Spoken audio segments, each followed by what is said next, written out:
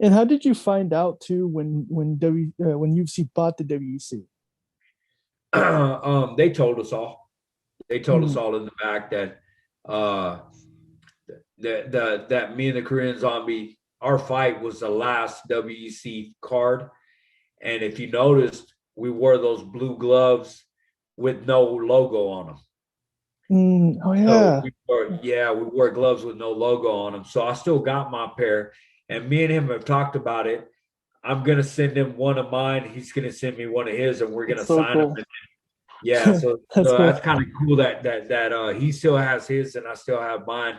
I think we'll sign them, and he'll keep one forever and I'll keep one for I'll keep his, and then he'll have my signature on one, and then he can sign the other one. I'll have his signature on mine, and I'll sign the other one and hang those up, and That's so uh, cool.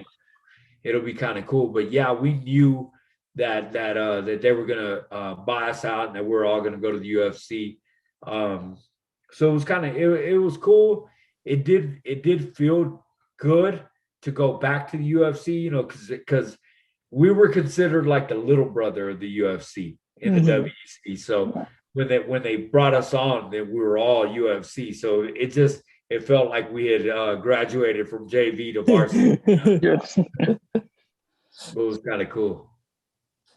And I remember, your first fight back in UFC was I think it was against Nam Fan. Yeah, Nam Pham, So, man. And it's crazy because I fought Nam Pham a couple times, and I thought when I watched the fight, I thought if they were going to give him, working with WEC. they were great. Reed Harris was the owner of the WC before the UFC bought him out, and he still works for the UFC.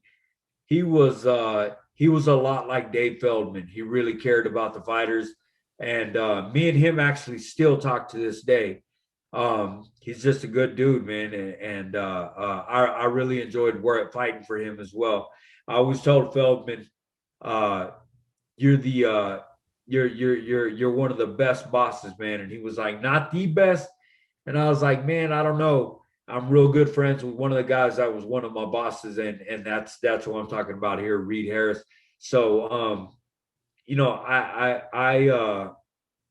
I also tell young fighters when they're coming up, don't let your manager do all the talking. Don't let your manager be your bridge between you and the owner. It's always best to have that one-on-one communication with the owner. And it's real tough when you got a guy like Dana White who's larger than the Yeah. world. Yeah. But if I would tell fighters, man, if you do make it to that point, try to get his ear and try to make him understand who you are, because it helps in the transition. Hmm. And also, going back to UFC in 2010, how much, because you were fighting there, you made your debut in 2007. When you went back to in 2010, how much did the UFC change from that point? um, Man, when they brought in the WC, I really felt like it was more of like a media change. You know what I mean? Like it was a lot Hmm. bigger coming from the WC back to the UFC.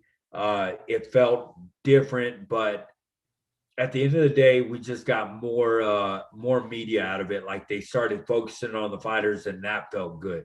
They Hmm. weren't just so focused on what Dana White had to say or what the next matchup was. They really were interested in our stories and what we're going through. And I think the Ultimate Fighter did that because you follow, you're in a house with guys who don't go home and all they can do is talk about their stories coming up. So that gave people like empathy towards fighters. You know what I mean? Like these dudes are Hmm. just regular people. They're not fighters. So it was kind of cool. But yeah, that's where I think it took a different spin was after the Ultimate Fighter. People realized like these dudes aren't just guys that fight every day. You know what I mean? They got regular lives and they're Hmm. regular people. We're just lucky enough to get up there and do our job in front of all of you guys. Hmm. And how did you find out too?